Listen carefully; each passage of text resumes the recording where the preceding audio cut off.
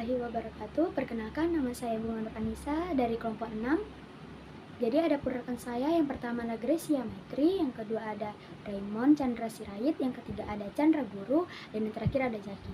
Kelompok kami akan membahas tentang keruntuhan VOC, dan saya sendiri akan membahas pembahasan yang pertama, yaitu latar belakang berdirinya VOC. Jadi, pada akhir abad ke-16, bangsa Eropa berlomba-lomba mencari jalur perdagangan rempah-rempah di Asia. Namun pada saat itu, rempah-rempah di Maluku, Jawa, Sumatera memiliki nilai yang sangat tinggi di pasar Eropa. Belanda yang baru juga merdeka dari Spanyol, mereka juga ingin ikut serta dalam persaingan dagang tersebut. Pada awalnya, pedagang Belanda datang ke Nusantara untuk membentuk perusahaan dagang kecil. Namun, itu semua tidak berlangsung lama. Mereka malah mendapatkan biaya yang tinggi dan keuntungan yang semakin berkurang. Oleh karena itu, mereka memberikan cara atau mencari solusi cara dengan menyatukan semua pedagang-pedagang atau perusahaan dengan satu organisasi yang bernama VOC yang didirikan pada tahun 1602. Tujuan VOC sendiri yaitu untuk menguasai rempah-rempah di Asia, khususnya di Indonesia, dan juga VOC diberi hak istimewa atau hak oktroy untuk mencetak uang, membuat perjanjian, dan juga mendirikan benteng.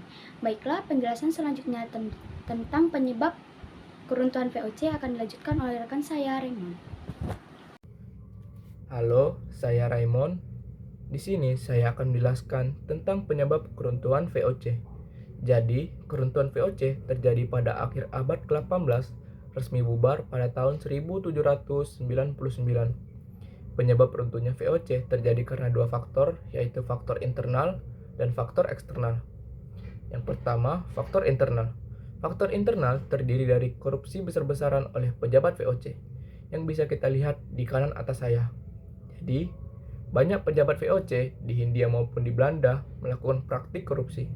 Mereka memakai uang perusahaan untuk kepentingan pribadi, mengambil keuntungan gelap dari perdagangan, bahkan melakukan penyeludupan. Hal ini membuat VOC bocor dan keuangan menurun drastis. Dan yang B, beban biaya melawan perlawanan rakyat Indonesia, yang bisa kita lihat di kiri atas saya. Jadi, VOC harus sering menghadapi perlawanan rakyat di berbagai daerah, misalnya di Perang Padri, Perang Bali, dan yang lainnya. Untuk menindas perlawanan ini, VOC mengeluarkan besar biaya untuk pasukan, senjata, dan logistik.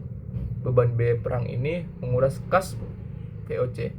Dan yang C, yaitu beban gaji pegawai dan biaya administrasi yang sangat tinggi. VOC memiliki pegawai yang sangat banyak, baik di Belanda maupun di Asia. Jumlah pejabat dan pegawai yang membengkak membuat gaji, tunjangan, dan biaya administrasi menjadi sangat besar. Sementara itu, pendapatan mereka menurun, sehingga neraca keuangan VOC terus defisit terendah. Dan yang kedua, yaitu faktor eksternal. Faktor eksternal terdiri dari A. Persaingan dagang dengan bangsa Eropa lain, yang bisa kita lihat di kanan atas saya. Jadi, pada abad ke-18, monopoli VOC atas perdagangan rempah-rempah dan komoditas Asia mulai goyah. Negara-negara Eropa seperti Inggris, Prancis, dan Portugis juga aktif perdagangan di Asia. Mereka menawarkan harga lebih murah, armada lebih modern, dan sistem perdagangan lebih efisien.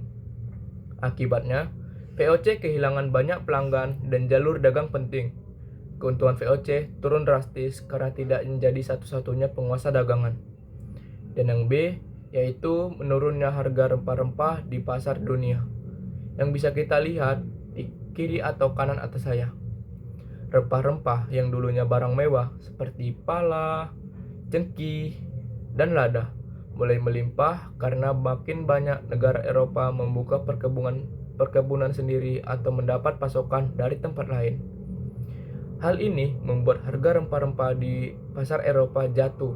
Dampaknya, pendapatan VOC yang bergantung pada rempah-rempah menurun tajam.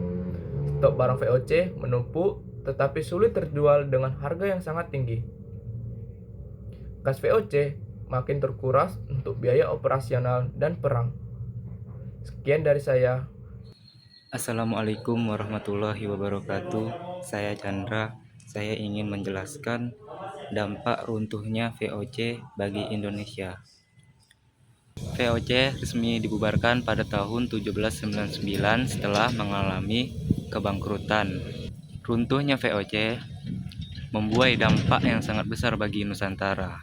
Di antaranya, yang pertama itu monopoli perdagangan VOC telah berakhir. Namun rakyat Nusantara tetap menderita karena pemerintah Belanda mengambil alih kekuasaan. Lalu yang kedua, seluruh wilayah pemerintahan VOC diambil alih oleh koloni Belanda, yang mana sebelumnya itu Nusantara itu dijajah sama sebuah perusahaan yaitu VOC, langsung digantikan dengan negaranya langsung, yaitu Belanda. Lalu dampak yang ketiga itu rakyat Nusantara itu semakin sengsara karena kan utang VOC diwariskan ke Nusantara. Jadi pajak dinaikkan, ditinggikan, dan adanya kerja paksa dari Belanda. Lalu yang keempat, sistem pemerintahannya berubah. Yang sebelumnya sistem dari VOC menjadi sistem jenderal gubernur di setiap wilayah penjajahan ya dari Belanda. Lalu dampak yang kelima, Belanda akan menjajah Nusantara dengan sangat keras sehingga nanti berujung sistem tanam paksa. Oke, sekian dari saya Chandra, saya tutup. Wassalamualaikum warahmatullahi wabarakatuh. Assalamualaikum warahmatullahi wabarakatuh. Perkenalkan, nama saya Zaki Hendrasya. Saya di sini akan membahas tentang analisis topik. Keruntuhan topik, VOC menunjukkan bahwa korupsi dan penyalahgunaan kekuasaan menjadi faktor utama kehancuran organisme. Meskipun VOC bubar, rakyat Indonesia tidak langsung terbebas, justru masuk ke tahap kolonialisme yang lebih sistematis oleh pemerintah Belanda. Dari sisi ekonomi global, jatuhnya VOC menunjukkan pergeseran perdagangan utama dari monopoli rempah ke sistematis kapitalisme modern. Oke, cukup dari saya. Mohon maaf bila ada salah kata. Wabillahi taufiq wal hidayah. Wassalamualaikum warahmatullahi wabarakatuh. Halo semuanya, saya Gracia Maitri. Saya akan menyampaikan tentang kesimpulan dari keruntuhan VOC. Jadi, keruntuhan VOC itu bukanlah akhir dari penderitaan rakyat Indonesia. Justru setelah VOC dibubarkan, pemerintah kolonial Belanda mengambil alih kekuasaan Indonesia, memperkuat kontrol, dan melakukan eksploitasi yang lebih kejam. Pengertian dari eksploitasi adalah penggunaan sesuatu yang menguntungkan diri sendiri dan seringkali merugikan orang lain tanpa memperhatikan keadilan dan kesejahteraan mereka. Namun, meskipun Indonesia diperlakukan seperti itu, Indonesia tidak tinggal diam saja.